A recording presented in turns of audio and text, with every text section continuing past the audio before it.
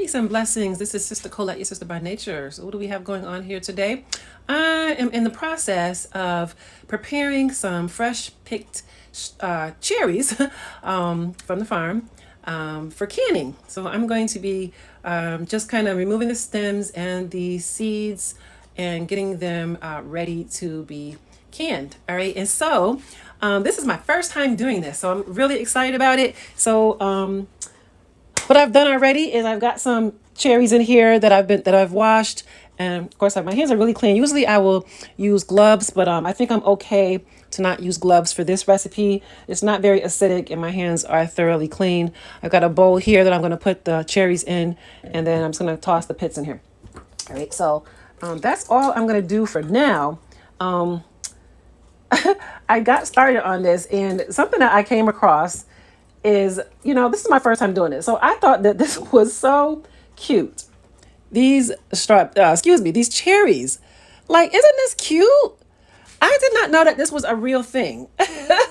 How the cherries are on this little thing. Like, I've always seen like little pictures and drawings and stuff like that, but I didn't know that this was a real thing. Isn't this cute? Oh my God.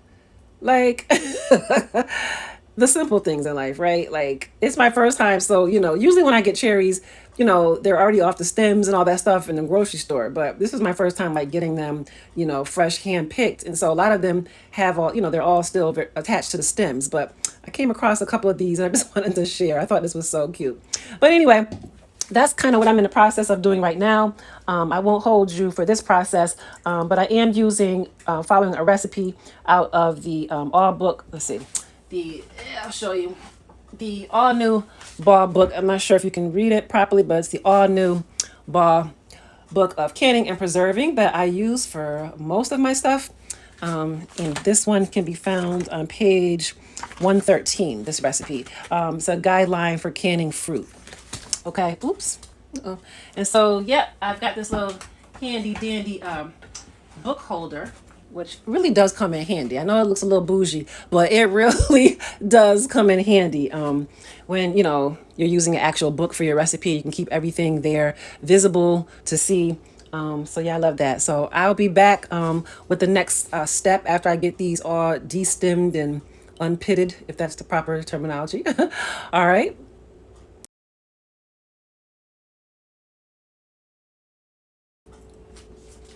All right, so all the stems have been removed from the cherries, washed and stems removed. Now it's time to remove the seeds. So, like I said, this is okay. So I've washed these cherries very good. I've removed all the stems of the cherries. Okay. So now it's time to remove the seeds. So this is my first time doing this, and I bought a gadget on Amazon, and it's supposed to be a gadget to help remove the pits or the seeds. So I'm going to get this out of here, wash it up, and give this a try. And God willing, it will help expedite this process. So I'll just show you all how it went. All right, so I washed and sanitized this little gadget here, which is supposed to help me remove the pits from the cherries. So I'm going to show you how it goes. Now I'm a little nervous about showing you all this in real time. We'll see how it goes because I've literally never done it. And this thing came with no instructions. It was just this in the box. That was it. So I don't know. We're going to see what to do. Now, supposedly you can do 6 cherries at a time. I mean, I don't know. I'm just going to, I guess, put the cherries in here. I don't know if they're supposed to be sitting the kind of way. I don't know. So maybe turn it this way so y'all can see. I don't know, but okay, let's give this a try. So I'm thinking you just smash this down. Okay. And did the cherries come out? I mean, the seeds come out? Oh, looks like, I guess the seeds came out. I don't have to use a lot of pressure when I'm doing this. It's pretty, just a little smash. It's not too, I don't have to put too much muscle behind it. Okay, so what I'm noticing is sometimes the seed is kind of just hanging there, and you got to just pull it out. But so far, so good. This looks like a nice little gadget.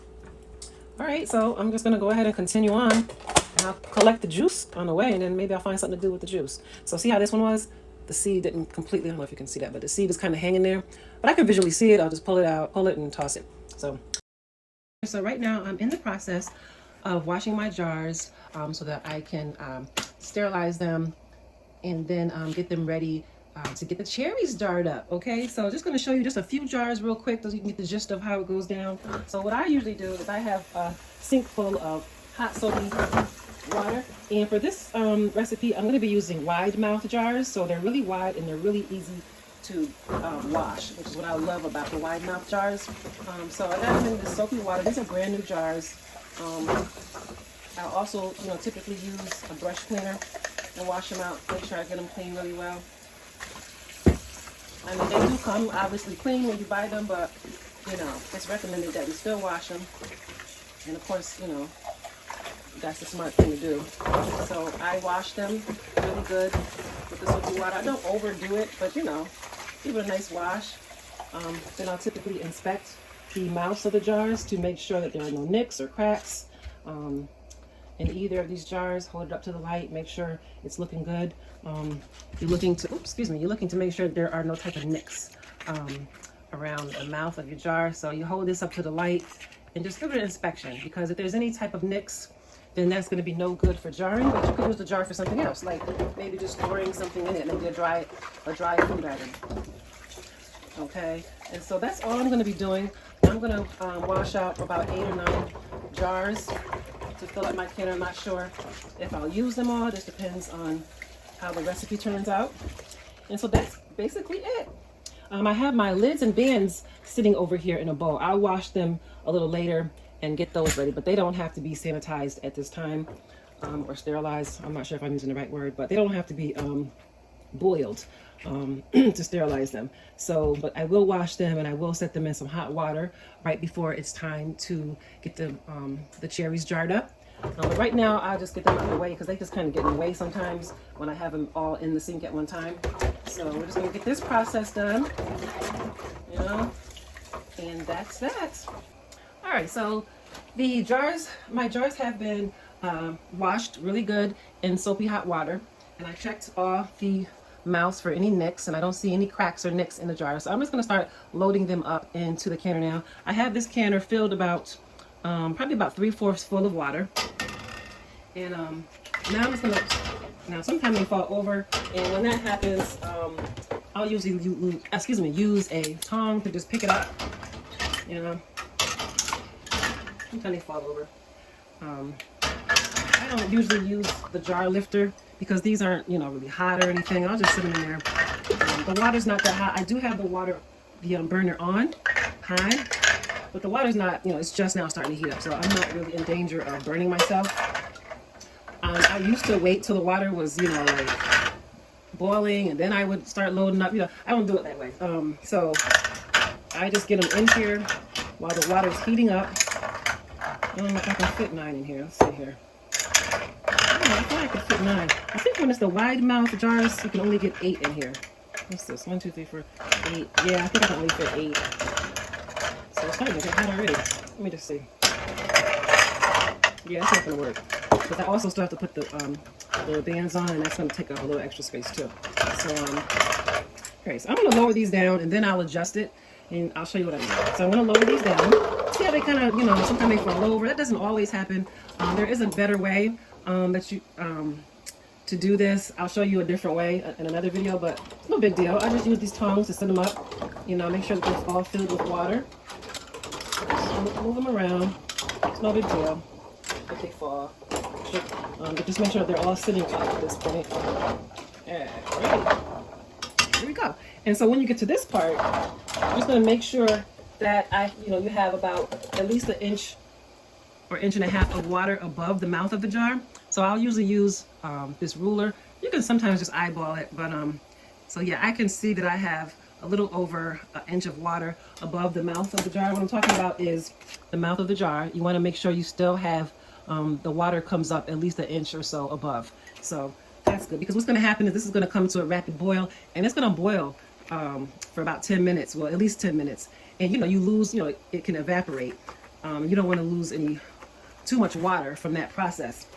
because you want to make sure that the jars stay covered so that the whole jar is getting sanitized. So if you only have it just to the mouth of the jar, once this starts boiling and evaporating, the water, could come down, and then this part is not getting sanitized, right? So that's why we recommend that you make sure that the canner is filled at least about 1.5 inches of water.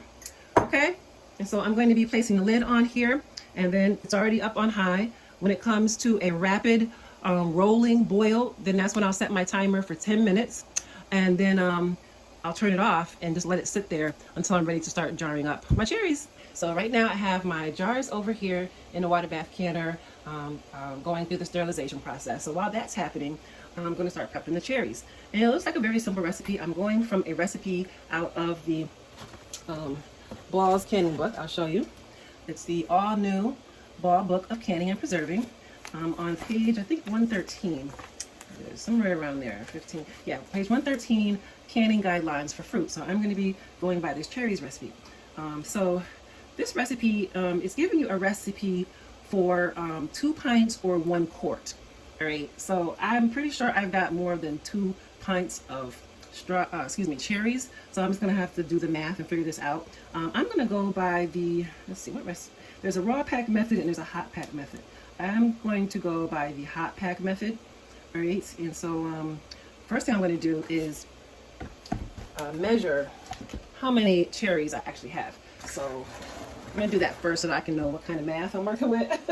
Okay, so I got this measuring cup that I'm going to use. I'm going to grab some gloves. You don't want to get cherries all over, and All right, so I got these gloves. Let's get it going here. All right. Hopefully I can get at least through this, because I should lower my voice because the children are taking a nap and I'm trying to take advantage of the time. All right, so let's just see what we got here. So, all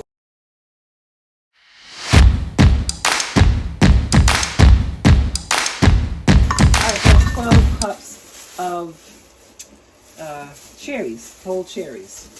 Okay, so now I'll just do the math here and see what we're working with.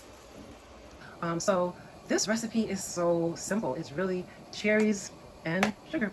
That's it. Okay, so I already went ahead and measured out the ingredients. So for this, it turned out to be 12 cups of cherries, and so according to the recipe, I'm using 1.5 cups of sugar. And so for me, I'm using organic pure cane sugar. Okay, so let's get started. And so all it's telling me to do is to add the cherries and the sugar in at one time and just bring it up to heat. And let me just double check and see how long it's telling me to. Okay, so it says cook over medium-low heat until thoroughly heated, stirring until sugar dissolves.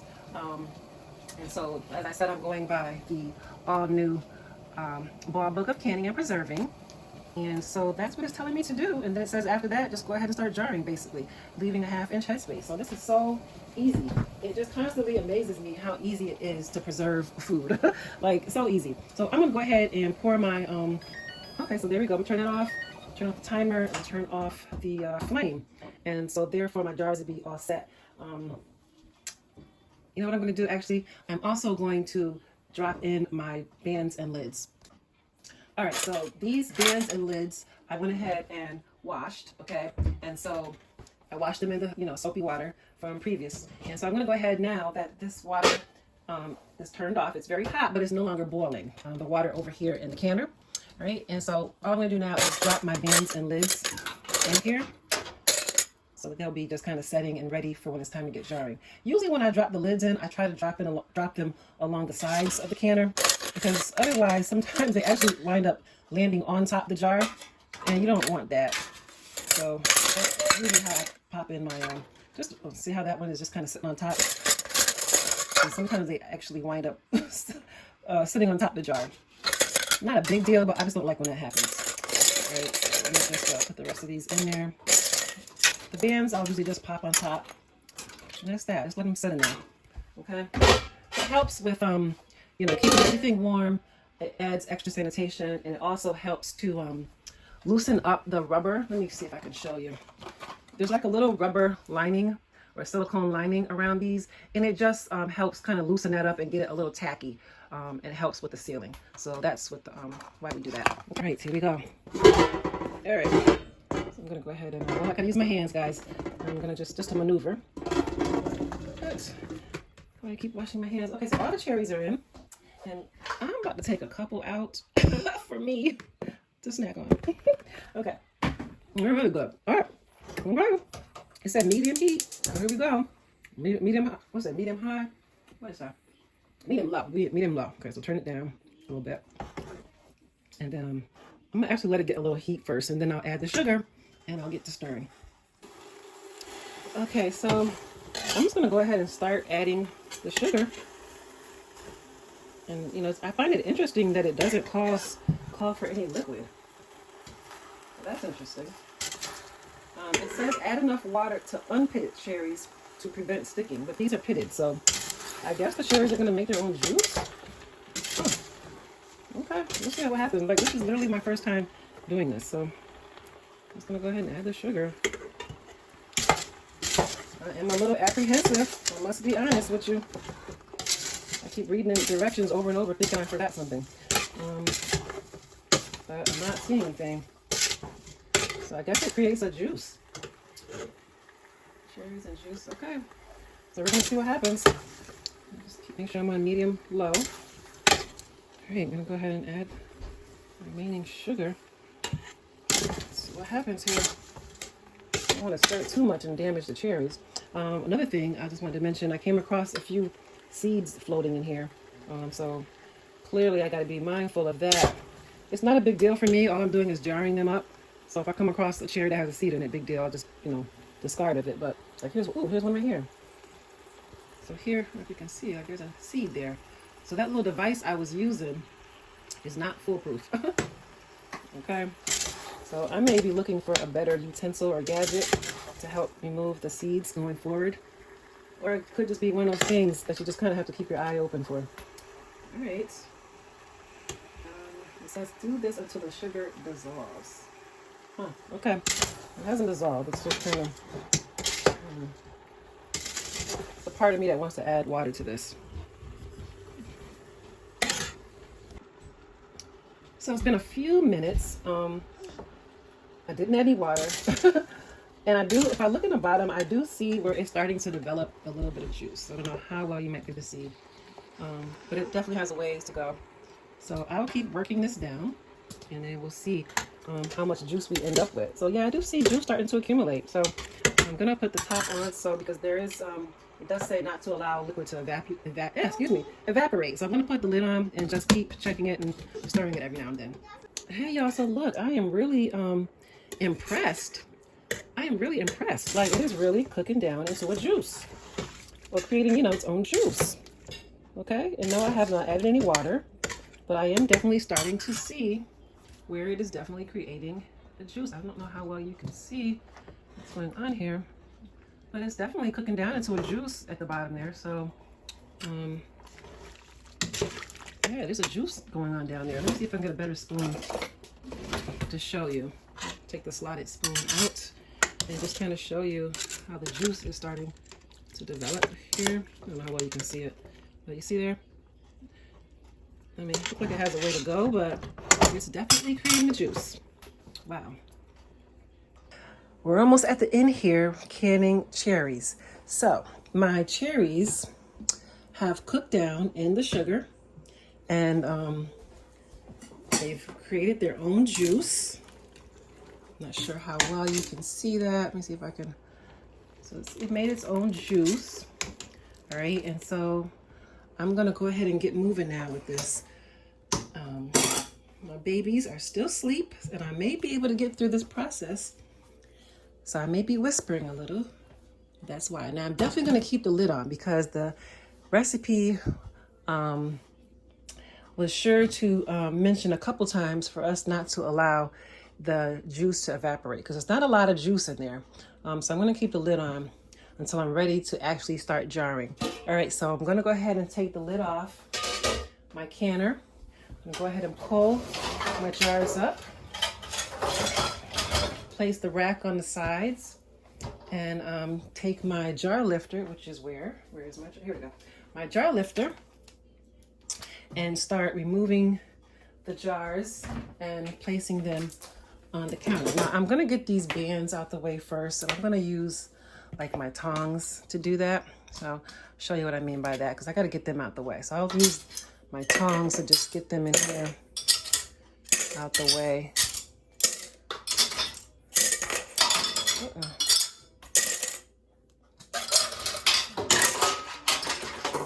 I lost one.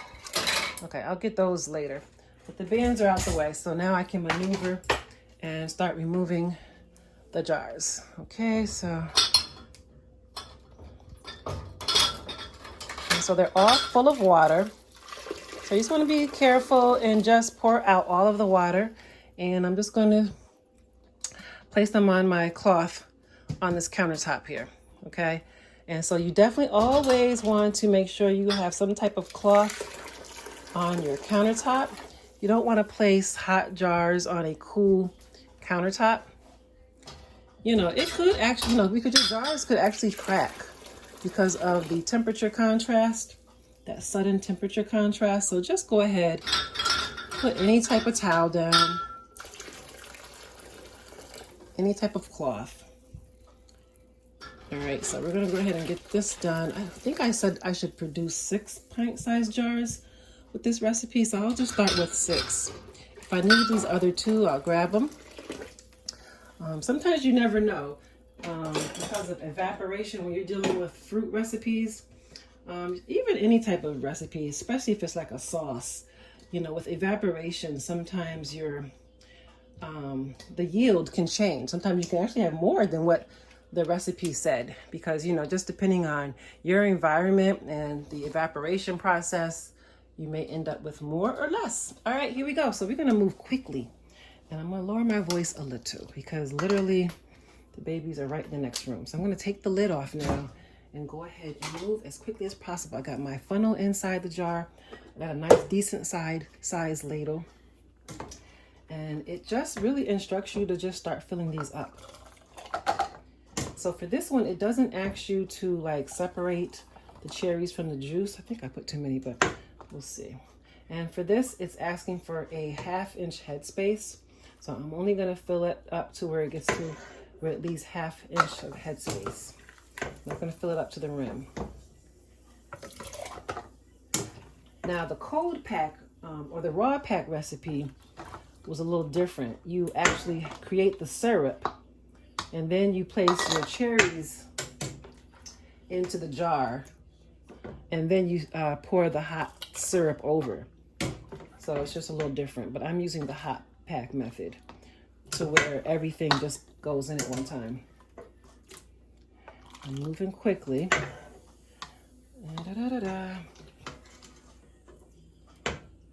Just a few more, looks like, for that one. I usually eyeball it at first, and then I'll go back and start measuring with my headspace ruler. Okay. I'm excited. Like, this is my first time doing this, and it was so simple.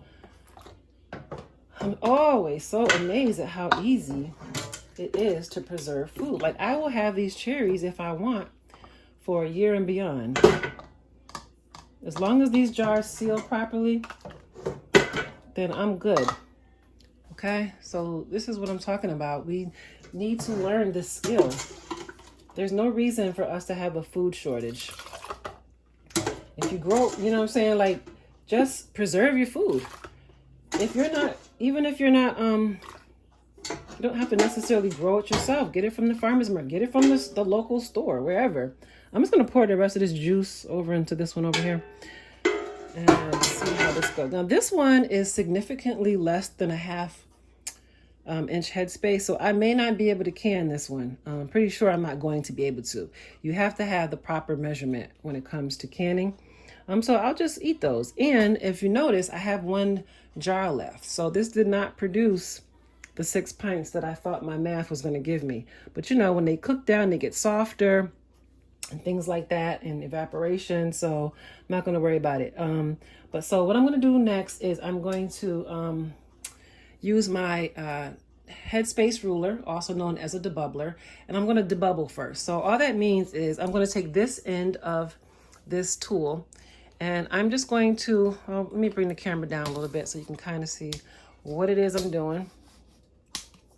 All I'm doing is I'm going to go inside each jar around the interior of the sides a bit to try to release any air pockets or air bubbles that could be in. So this is called debubbling. We're removing the bubbles. And usually when you do this, it changes the headspace of your food. Especially something like this that is kind of chunky, has big food items, because you kind of move things around. So if you can kind of see, the headspace is starting to go down. So I'm going to have to add more cherries to it, which is fine because I'll just use cherries from this jar over here. Yeah, they're all going down significantly lower. Once you start moving stuff around, things get in their proper space. So see, even this one is way low. So that's no problem. I'm going to grab a spoon and start scooping out of this one and adding 2. That's all. And then we'll do the same thing again. And then I'll actually measure it with the headspace ruler. Okay, I hear somebody upstairs moving around. Little one is supposed to be watching Teletubbies. Well, why do I hear movement? And can somebody tell me why Teletubbies are still around? How did she even find out about Teletubbies? She comes over and the first thing she wants is the remote and she wants me to turn to Teletubbies. Teletubbies, like I'm so over it. I was over it like 20 years ago. Anyway. Now see, this still went down a bit. So I'm going to add some more cherries over here. Okay, I'm going to start measuring now. I'm going to measure this one. Uh-oh. Looks like my little guy in the next room is waking up. So I'm going to move quickly. Okay, that looks like about a 1/2 inch headspace. 1/2 inch headspace. Yeah, this one looks a little bit over. I'll take a few out. Uh-oh, you hear that? Did y'all hear that? There he goes. So I'm going to have to speed this up.